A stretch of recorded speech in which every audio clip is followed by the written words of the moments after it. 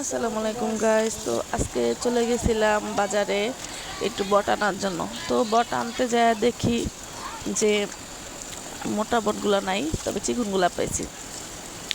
তবে খাইতে ইচ্ছা করছে, তো বুঝেনি খাইতে ইচ্ছা করছে মানে ইচ্ছা করছে।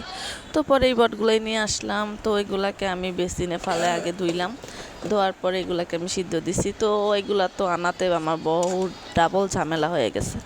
এখন এগুলা কাটো কুটো পরিষ্কার করো, কি একটা ডাবল ঝামেলা না? পরে কি করবার, এগুলো কষ্ট করে কাইটা কুটা নিয়ে এলাম, ধুইয়া পাকলায় নিলাম। এখন রান্না বসাইতে যাচ্ছি। তো আমি বসাই দিছি প্রেশার কুকারের মধ্যে, যাতে করে তাড়াতাড়ি করে রান্নাটা হয়ে যায়। কারণ এমনি বসাইলে তো এই বট তো আপনারা জানেনই 7 দিনও সিদ্ধ হবে না, যার জন্য প্রেশার কুকারে বসাই দিছি। তো প্রেশার কুকারটা গরম হইতে দিছি। তো তেল দিলাম, তো এর মধ্যে পেঁয়াজ দিয়ে দিলাম। তো পেস্ট দিয়ে দিলাম, পেস্টগুলোকে এখন লাড়াচাড়া করব। তো প্রেশার কুকারটা অনেক বেশি বড়, যার জন্য লম্বা হয়ে গেছে। তো আমি এর জন্য ওইভাবেই দিছি যাতে করে সব দেখা যায়। আমার ক্যামেরাটা সেভাবেই ধরছি যেন সব দেখা যায়। তো পেঁয়াজগুলোকে হালকা একটু লাল করব। হালকা লাল করতে করতে এর মধ্যে দিয়ে দিব আদা রসুন বাটা। প্রথমে তেজপাতাগুলো দিলাম, তো তারপরে মশলাগুলো দিয়ে দিছি।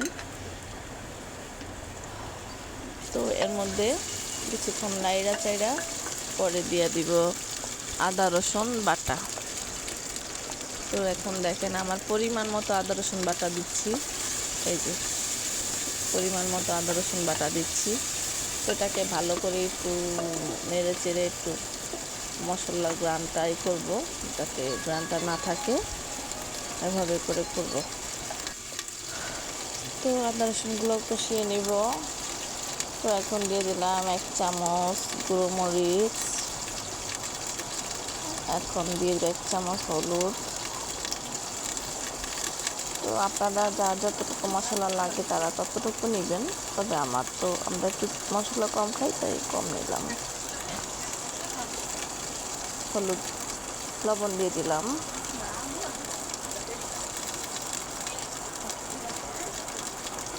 এখন একটু পানি দিয়ে দেব, এর মধ্যে পানি দিয়ে এটাকে কষিয়ে নেব, মশলাটাকে নেড়ে চেড়ে। তো এভাবে কষিয়ে নিব। এখন একটু পানিটা হালকা শুকাতে দিব। মশলাটা যখন কষে তেলটা বেরিয়ে যাবে, তখন আমরা মাংসটা দিব।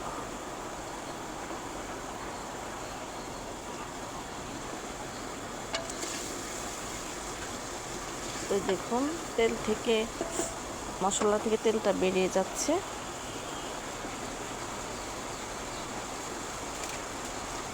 তো যেটা দেওয়া হয়নি সেটা হচ্ছে একটু গরম মশলা দেওয়া হয়নি। গরম মশলার প্যাকেটের গুঁড়াটা আমি একবার দিই আলাদা করে, তো এটা একটু দেওয়া হয়নি। তো এটা এখন আমি দিয়ে দিব কতগুলো কেটে।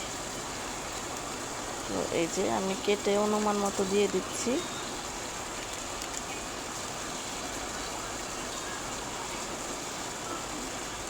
তো আরেকটু কষিয়ে নেব মশলাটা, আরেকটু কষিয়ে নেব। আর অল্প একটু পানি দিয়ে নেব এখানে, এটাতে অল্প একটু পানি দিব মশলাটা কষার জন্য।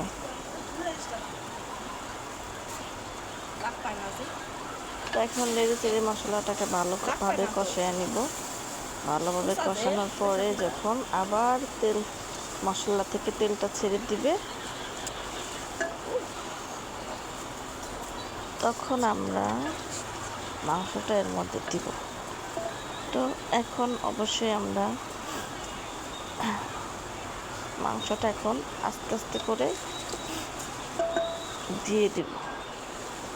তো এই যে মাংসগুলা এখন আমি আস্তে আস্তে দিয়ে দিচ্ছি।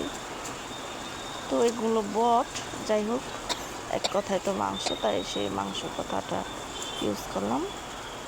তো বটগুলো দিয়ে দিলাম। তো এখন নেড়ে চেড়ে একখানে করে নিব, সবগুলো সুন্দর করে মিশিয়ে নিব।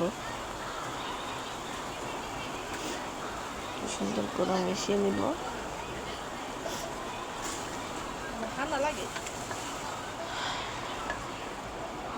তো সুন্দর করে মিশিয়ে, কিছুটা ভালো করে মিশিয়ে তারপরে আমরা এটাকে প্রেশার কুকারে যে ঢাকনাটা আছে ওটা আলাদাভাবেই, মানে আটকাবো না, এমনি আর একটু ঢেকে রাখবো। ঢেকে এটাকে আর একটু মশলাটা কষাবো এটার ভিতর। তো কিছুক্ষণ পর আবার এটা খুলে আমরা একটু নাড়া দিব ভিতরে। তো নাড়া দিলাম। তো এখন পানি দিয়ে দিব, পরিমাণ মতো পানি দিয়ে দিব এর মধ্যে। তো পরিমাণ মতো পানি দিয়ে এটাকে সুন্দর করে আবার নেড়ে তারপরে আমরা প্রেশার কুকারে মুখাটা এখন এটার মধ্যে সুন্দর করে আটকে দিব। তো প্রেশার কুকারের ইয়ারটা খোলা ছিল, এটা আগে লাগিয়ে নেব। তো লাগানোর পর এটাকে এখন এই যে লাগাই দিলাম, মুখাটা সুন্দরভাবে আটকে দিচ্ছি। তো মুখাটা সুন্দরভাবে আটকে দিচ্ছি যাতে কোনো হাওয়া না বের হয়, যাতে সিটি মারতে সুবিধা হয়। তো এখন এক এক করে মিনিমাম আমি এটাকে কম খোলো আমি 15টা সিটি দিব। সম্ভব দিতে ভালো করে দিতে হবে।